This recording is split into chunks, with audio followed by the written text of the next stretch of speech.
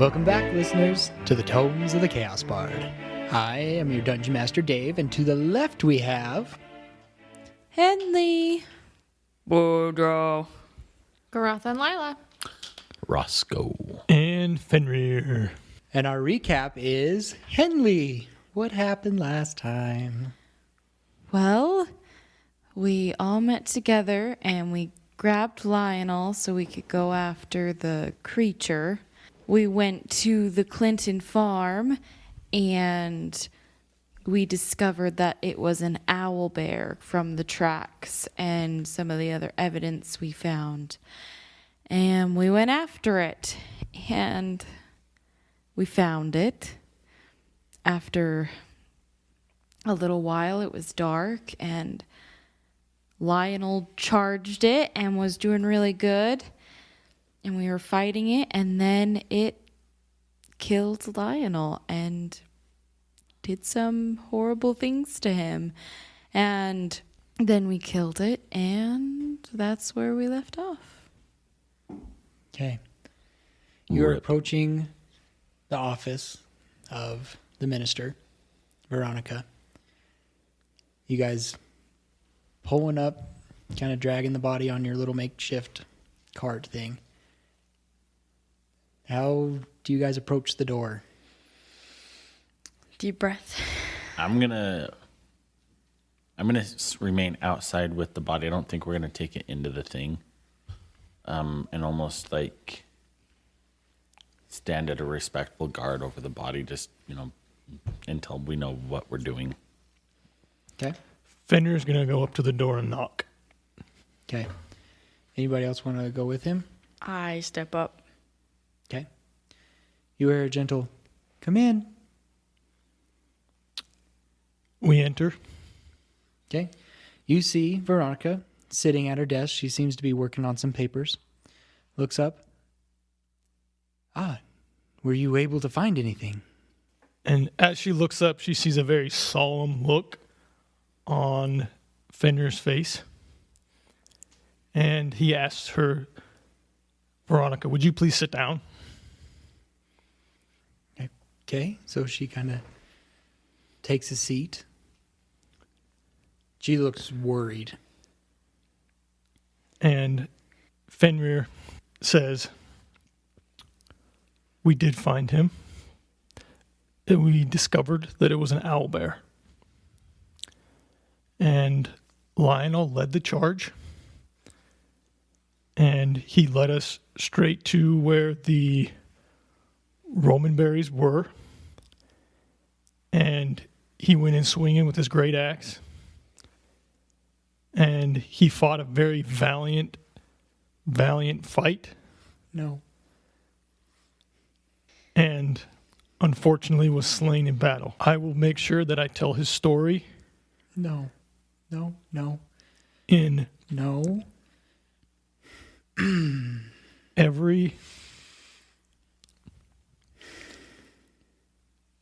a great ballad will be sung. Where is he? He's outside the door. You see her stand up, kind of trying to compose herself, but you just kind of see the tears falling down her face. And Fenrir starts to cry as well. Yeah. Veronica, I want you to know, you may believe differently, but when you walk out the door and you see him how he is, one day you will walk out another door and you will see him as he was. I appreciate that, Boudreaux. If you'll excuse me. And she kind of walks right in between you two, seeing Roscoe standing guard over the body, standing there trying to not. You can tell that she's almost breaking down, almost ready to just break.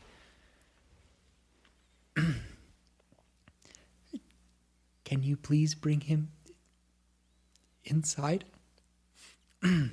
Very well. And I go out. We go out we go out and I would go out and help bring the body in. Okay. we bring it in. And she just stands by the door. You guys kind of make your way, bring the body inside, and kind of set him on the floor. Right, Lila's out there as well. Yeah, Garotha probably would have been like another 5 feet back from the body just to give some respect. But as they took the body inside, she would have put it away by the house, but away just a little bit, so that way smell and stuff like that couldn't Gotcha. permeate. I went in with the body. Okay. So she falls right behind the body as it goes in. You guys set it down, and she kind of stands, trying to stay composed. Thank you for returning the body to me. I will ask you to please leave.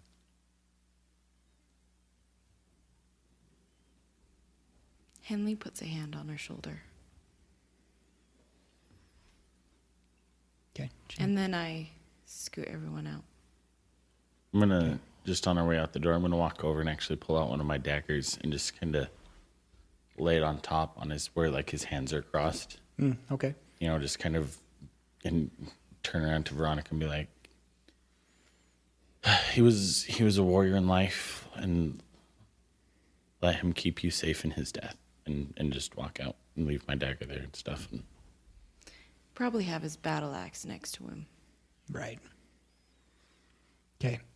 As you guys leave and you start hearing the door close, you just hear her break down, and you hear her just collapse to the floor. Okay. Roscoe would probably just stand guard outside pretty much all night. He'll just stand there. Okay. Just not saying anything, just kind of. Henley does too. So would Garotha. I'll sit on the doorstep. Okay. Fenrir will go off he'll also stay. Is he writing down stuff?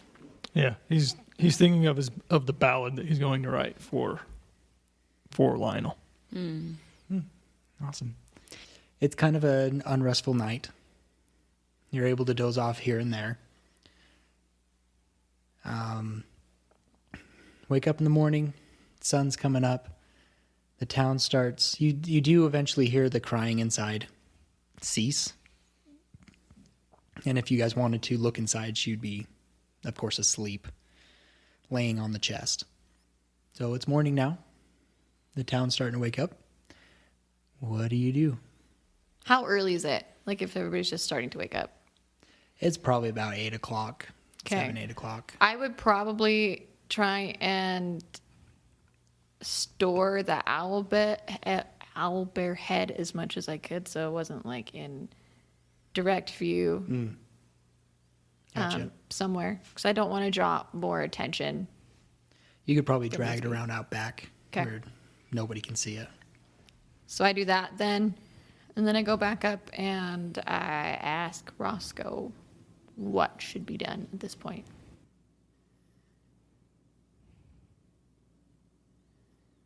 I don't know, because this is a first for Roscoe. He's seen death a little bit, but he's never fought side by side with someone and watched them be just completely torn apart. So he's a little shook, but I think Roscoe's just going to stay there for a little bit. But I'm going to look over at Henley and say, you still haven't checked in with your family. Do you want to go touch bases with them and get some fresh air, and I'll hang out here. If you guys have stuff, we can rotate shifts for the day. We weren't planning on leaving till tomorrow at least, so we should probably, I think it would be good to keep someone here just to keep an eye on her, keep an eye on Veronica.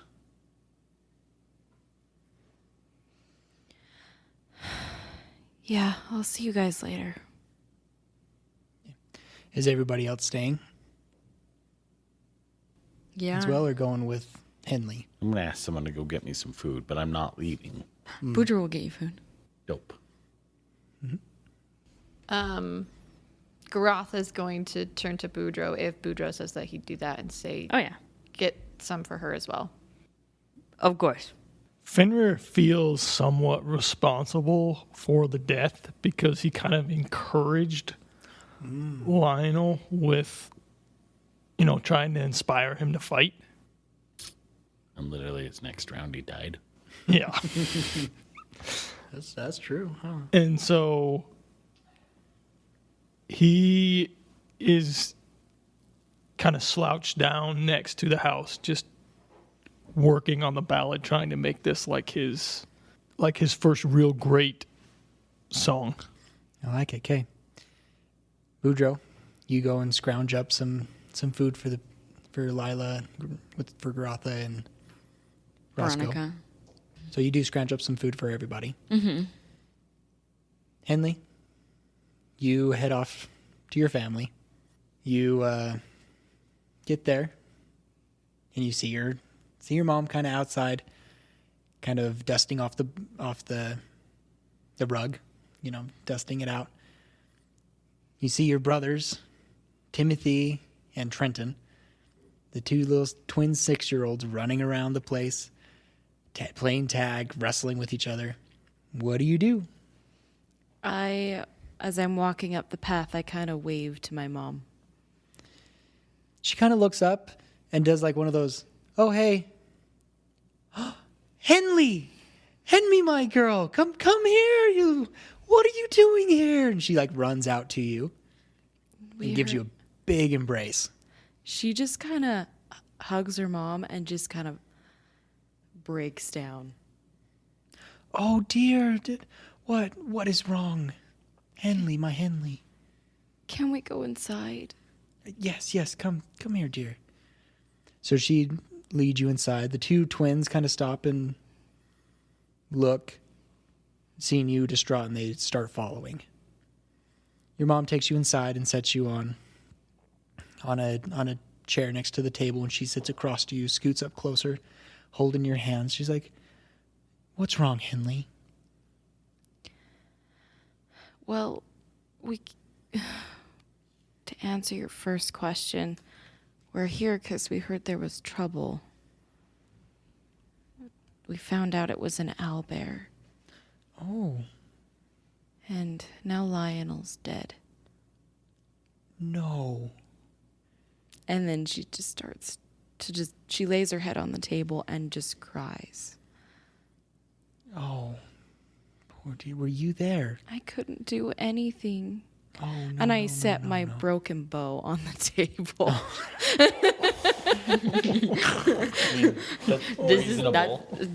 That's kind of funny. That's Henley's primary weapon. No bows on the table. Your mom looks at the bow and she's noticeably concerned. And she's like, "But honey, it couldn't have been your fault." What? She's trying to comfort you. Shh, my dear. Shh. Then you hear a little voice. "What's wrong with her?" "Trenton, not now." "Oh, yeah, Mom's mad. We better get out of here." 6-year-olds would probably push it. But Mom! Henley gets all the attention. Okay, so you're crying for a little bit. And Mom, I saw Dad. You saw your father? How so? What? Tell me. Well, I think I died. You think you died? I think Boudreaux, my friend, brought me back.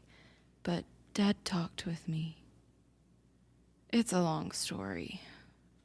But I just don't know what to do, Mom. I'm so scared of everything. And I can't do anything. I should probably just stay home. Oh, honey, I think... Well, let's start with a good breakfast. And then we can discuss. Where's Rowan? Rowan's off with Hector, working at his blacksmith. That's a good place for him. He's been thriving there. He's actually been working on a project for you.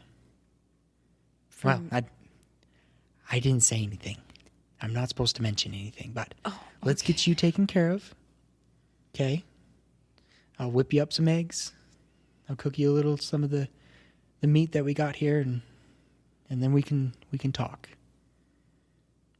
Thank you, Mom. So she whips up some eggs. The rest of you are kind of standing guard. All right. There is a few people that come up looking for Veronica. I'm gonna stand in front of the door and be all gruff while playing with my shiny stone that I found. Not today, foul beast. And just go, Crowd control's a lot harder than killing an owlbear. We'd like to get through to speak to Veronica. Veronica! She's unavailable today. What, is she sick?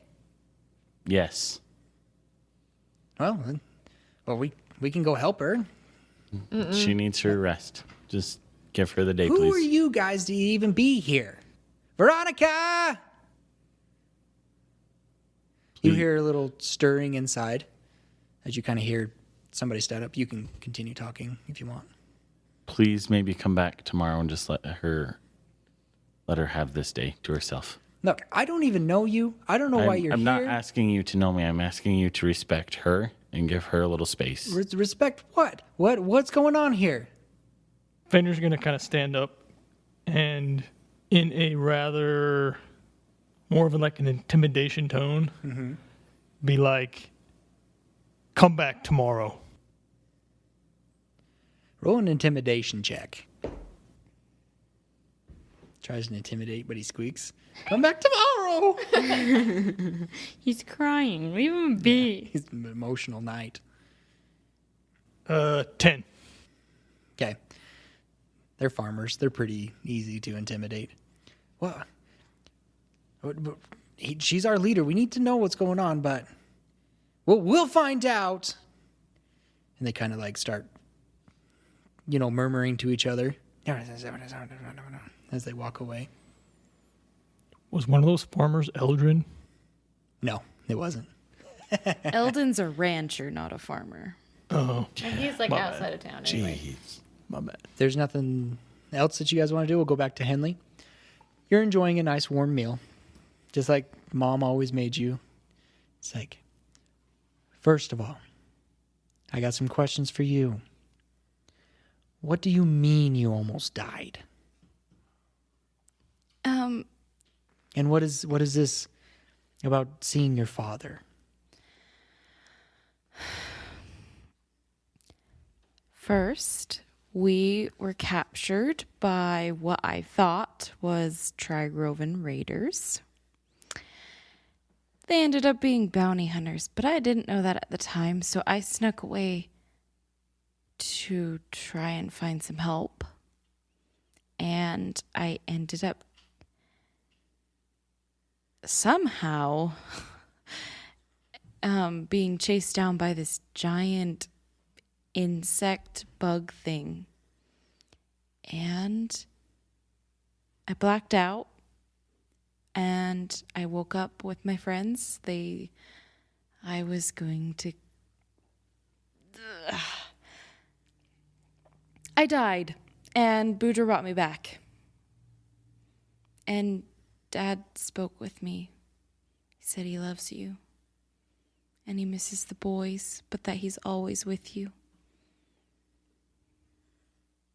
You can kind of see her tear up a little bit. And she's like, yes, I fear him. I feel him often. Where is your Boudreaux friend? I need to thank him for saving my precious daughter. He is with Veronica. They're guarding her house so that she can mourn. Yeah. Mom, I miss him so much. Yes, I miss him too. She gives you a gentle hug and rubs your back. Yes, I miss him too, dear. But I miss him more that Trenton and Timothy will never know him. If anyone's going to teach them how to shoot a bow, it's going to be me. And that... he would have known what to do. He would have known how to kill the owlbear. He wouldn't have ran away from his friends. You're right. But Henley, you're not him. You're Henley. He has taught you how to be your own person. He has taught you how to be honest, how to stand up for people who cannot. Though, yes, it's struggle. It's a big struggle to try and establish yourself, but don't just stop because you've had some honestly bad, terrible experiences that scare the life out of me, but your father thought really highly of you. He knew how good your heart was. I miss him dearly too, and every time you're around, I feel a piece of him with me. And I would love for you to stay, but I honestly don't think that's what your father would want it. What good is it to have a good heart if I can't ever make a difference? How do you know you're not making a difference, sweetie? I can't save people. I just cause more problems. Well, it's your choice. I will support you in any way. But that's my opinion that I have given you. That's my counsel. But maybe go see your brother, Rowan. Go see him at Hector's. Maybe his little surprise will help you. Okay. Okay. You suddenly hear like a loud crash coming from outside. And you hear one of the boys just laughing. And your mom goes, "Oh no," runs outside. And you just see part of the kind of chicken coop roof is collapsed. And the one of the boys, Timothy, comes walking out of the roof. Like he's obviously injured, but he's laughing. He's covered in feathers and broken eggs. And they're like, "I told you I could do it." Ronan! Oh, sorry. Oh, Timothy! a mother would. Trenton! Get over here now! And you see them just run off. Run away from Run Mom? away from Mom. I chase them Okay. and tackle them when I get to them. Okay, you're able to snag them. Takes you a little bit, and you take them inside for your I just mom. give them a look, like Okay. a big sister look. Okay, they're like, okay, we'll come. Oh no, there's two of them. So they come submissively. After that, go inside. Are you going to stay there, or are you going to head? I'll head to Rowan's after I capture the troublemakers. Okay, sounds good. I want to do something after Okay. some time. Yep. So when you're ready. We can jump back to Okay. you guys. So, Garotha's still in charge. Mm-hmm. And after what she thinks is a reasonable amount of time for her to have eaten and kind of try and compose a little bit, she's going to go inside and see her. Okay. First off, how does everything look? What's going on inside? Everything seems to be okay, but she is in disarray. Like her clothes, like when you saw her before, her dress was very ironed, very pristine. Now laying on the floor, it has a little bit of blood on it. Looks very scruffled. Her hair's not as tight in a bun as it was. Her eyes are red. She has bags underneath her eyes. She looks like a mess. So, knowing that we have to leave within the next day, she's going to do something very orcish and go up to her and say, Veronica, I know this probably isn't the best of time, but one of the things that he said was that he was going to put that owl bed's head on his wall. And it's in the back. Put away so nobody can disturb it. You can do with it what you want. However, my people, we send somebody off who's died in a noble battle by taking any beast that may have taken them, as well as them, and putting them on a pyre so they may continue the fight after death. She chuckles at when you say that he wanted the head. Because she's like, of course he wanted the head.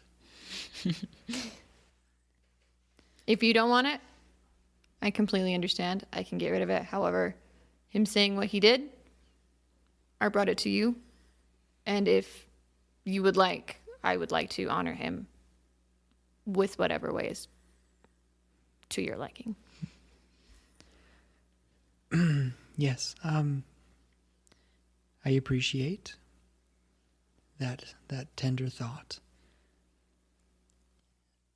If you wish to take the head, I do not want it. You may have it. I do not want that beast's head in my house. As for my husband, he will be buried here in Glendale. I appreciate your suggestion, though. That was very kind of you. So at that point, she's just going to give that fist salute to her, bow, and go out and drag the head out and just nod at Roscoe and start hefting it out of town so she can try and burn it. Okay.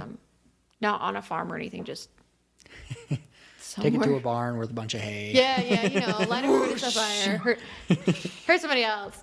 No, so that way she can get, at least she feels like a proper send-off. Gotcha. Okay. So you're walking through the town with the owl. Oh, I still want it wrapped up. Like whatever we brought him in on. Okay. I so would it's not visible, is Yes. what you're saying. Okay. Mm-hmm. People are still giving you an eye because it's a big thing. I just figured they're just looking at me because I look weird. I get weird looks all the time. Looking weird, and you're carrying something big. People are starting to keep an eye on the office because nobody knows what's going on yet. Mm-hmm. Just these strangers show up in town.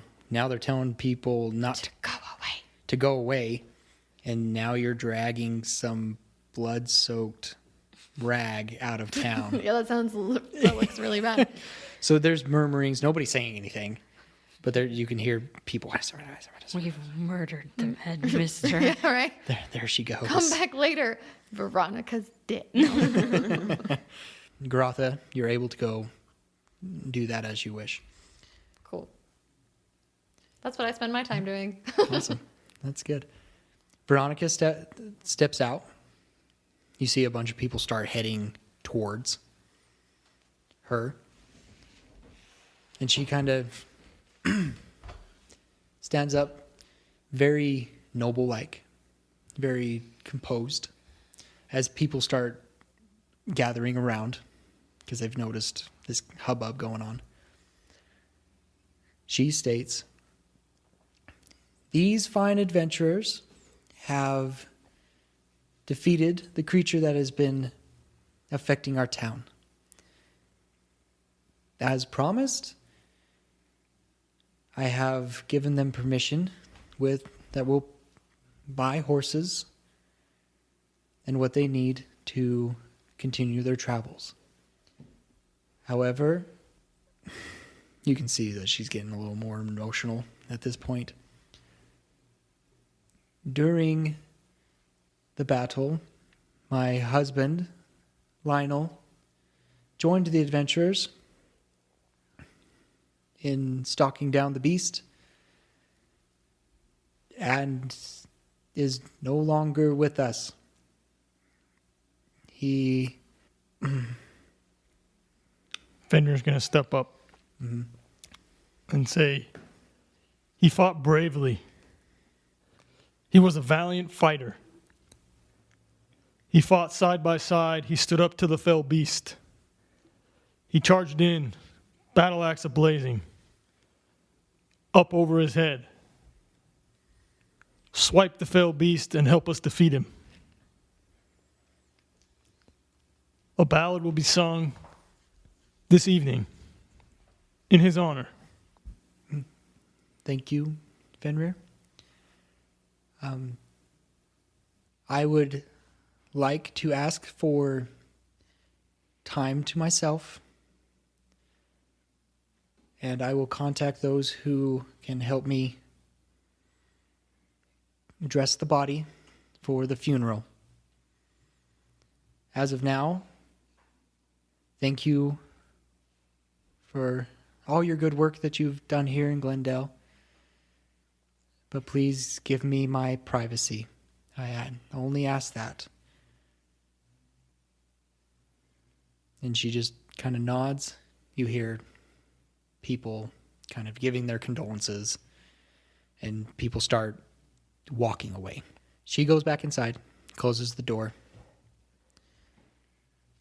So Boudreaux, Roscoe, Fenrir, you guys do anything else, or kind of just hang there a little bit? I'm going to continue to hang out.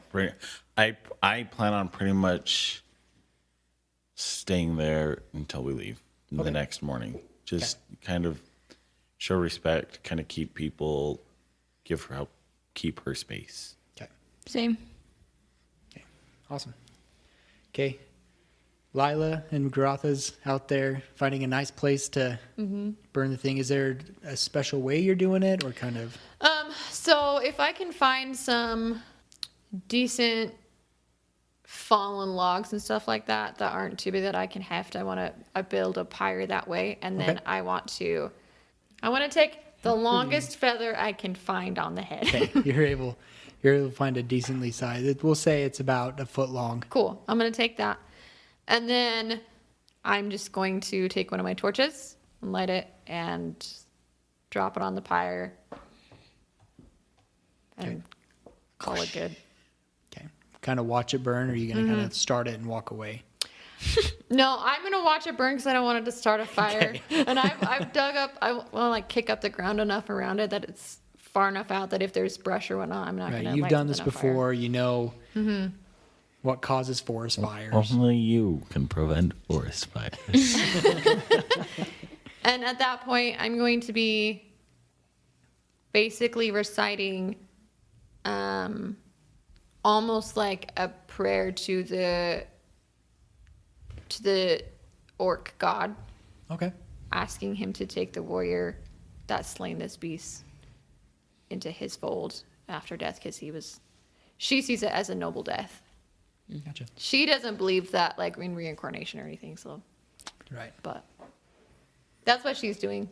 Cool. I like that. And the feather she's going to try and give to Roscoe because it's his kill. She's taken something little from all of her kills. Nice. I like that. Do Henley real fast and then we'll call it. So you make your way to Hector's blacksmith. Hector is an old friend, Hector Greaves. He's an old family friend. He's a friend of your dad's, friend of your family's. Has kind of stepped up and took care of your family. Kind of like an uncle. Kind of, yeah, very much uncle. You guys called him Uncle Greaves. Or Uncle Hector. Uncle Hector. He's an old half-elf. He's in his kind of... Half-elves live longer than humans. They can live up to like 200, 250 years. He's like 180. So he's getting up there in years. He doesn't move as fast. He's a decent enough blacksmith, but he specializes in... He can make weapons, but he's more proficient at making farm equipment and building materials. Your brother, Rowan, enjoys working with him because he does a lot of the woodwork. Rowan's very good at wood carving. That's always been his thing. It's been kind of your dad's thing too. And he's kind of taken up that mantle. And he's the last couple years he's been able to make some money by working with him and doing other special projects for other people. You walk up and you see Rowan kind of whittling away. Kind of looks like he's making some kind of handle for an axe or a shovel. And you hear Hector in the background pounding his hammer, making something. What do you do? Hi, Rowan. Henley? What are you doing here? She smiles the minute she sees him. We heard there was trouble in town, so we came to investigate. Well, come here. And she runs up and gives you a hug. I give him a hug. A big squeezing hug. And lift him up a little bit. Okay. And Hector turns around. He's like, lass, how are you doing? Come in. Have a seat. Hi, Hector. Hello, my girl. I give him didn't a hug. expect you to come so soon. It's almost like you just left. It's like 7 months ago, Hector. Has it been that long? Yeah. Well, when you get my age, time just flies past. But what brings you to town? My party and I heard there was trouble at Gibson Well, so we came to Glendale to investigate. Yes, I have heard that. Your brother speaks up. Yeah, it's some kind of big creature. It was an owlbear. The same kind that Dad used to tell us stories about? Mm-hmm. But it was a lot scarier in person. You fought it? Yeah. What? Did you get it? Yeah, it's dead. Oh, Dad would be so proud of you. I didn't do much. That's quite a feat, lass. Lionel did most of the work. Oh, of course he did. He is a fierce warrior. He's a little headstrong, though. He loves to fight too much. Unfortunately, it was his last battle. You mean he's dead? Yes. Oh. That poor Veronica. Poor Lionel, of course, but she loved him dearly. Yeah. Oh, well, what are you going to do now? I don't know. I don't feel like I'm very useful. Well, you're always welcome to stay here, I guess. But, I know this is sad, but I really have to show you something. Okay, show me. Hector, I'll be back later. I want to go show Henley my, go, lad, go. So you guys both run off to the house, back to the house. Your mom, the boys are nowhere to be seen. Before I kind of stop Rowan, Mom, where are the boys? And then you hear a thud upstairs. Doom. Boys! And then silence. Are they in a timeout? They are in their room. You can tell she's just mad. Trying to keep her cool. Okay. I will then follow Rowan. Okay, Rowan takes you upstairs, takes you to his room, and he opens up this chest. And he's like, Mom let me borrow Dad's bow. What? And I made you a copy. No one's allowed to touch. What? And he pulls it out and hands it to you. It's almost identical to the bow that your dad always had. She wouldn't let me take it and give it to you because I thought it was fitting for you to have, but she did let me make a copy of it. Look, try it out. Let's go outside. Let's try it. Okay. Okay, so you go outside. It is smooth. The wood is smooth, and when you pull back that string, it's very little. You can tell it's got good tension. You pull the bowl back, and the arrow just flies right on target. Just like when you shot your dad's bow when he was still alive. Except now you're a little stronger, so you can handle his bow a little better. Do you like it? Henley just kind of sets the bow aside and just grabs Rowan and just kind of cries a little and just thanks him. You don't know what this means to me. You're so welcome. And now you can go on your adventures with Dad by your side. Yeah. Sorry. Have a piece of him with me. But what about you? Tell me about you. Oh, and he points over to kind of where the animals are at. You see this scarecrow. You've never seen the scarecrow before.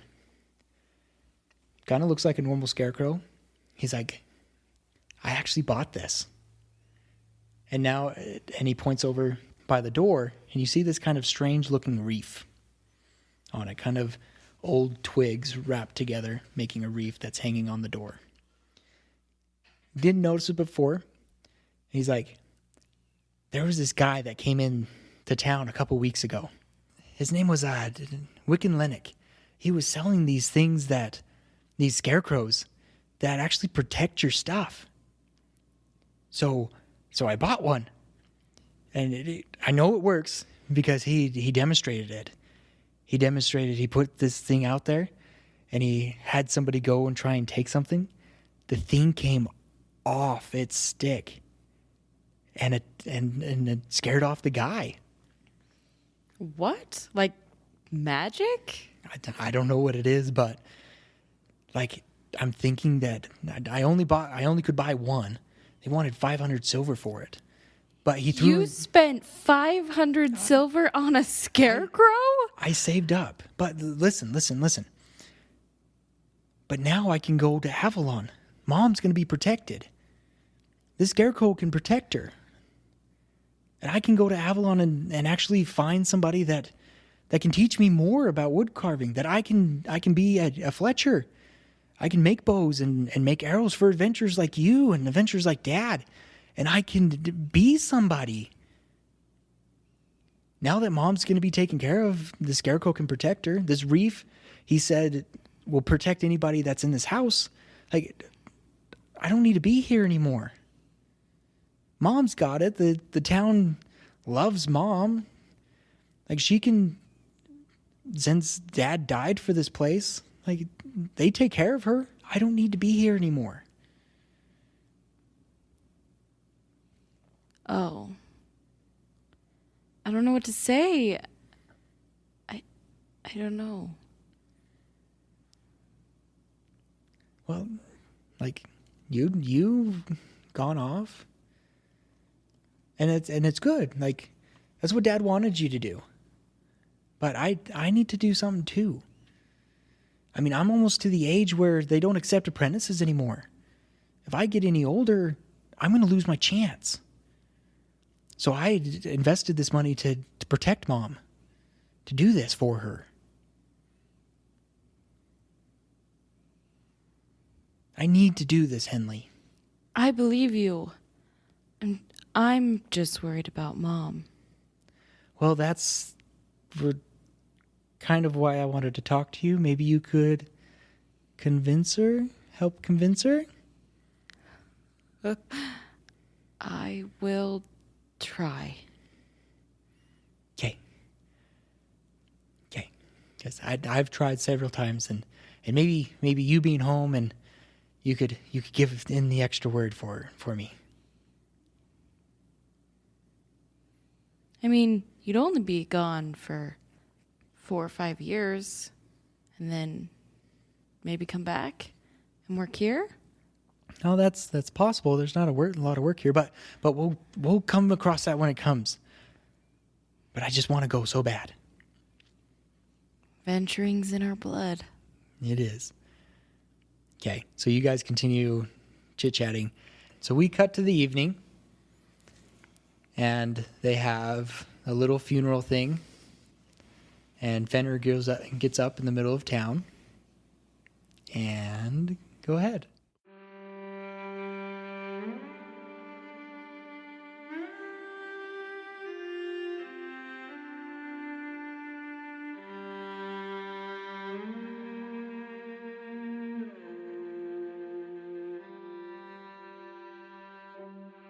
Fight on, my men, says Lionel. I am hurt and I am slain.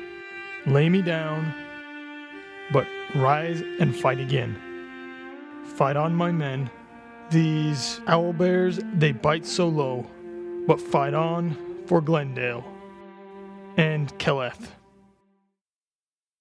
Everybody's kind of mourning over him. He was kind of the chief guard around here, kind of chief protector.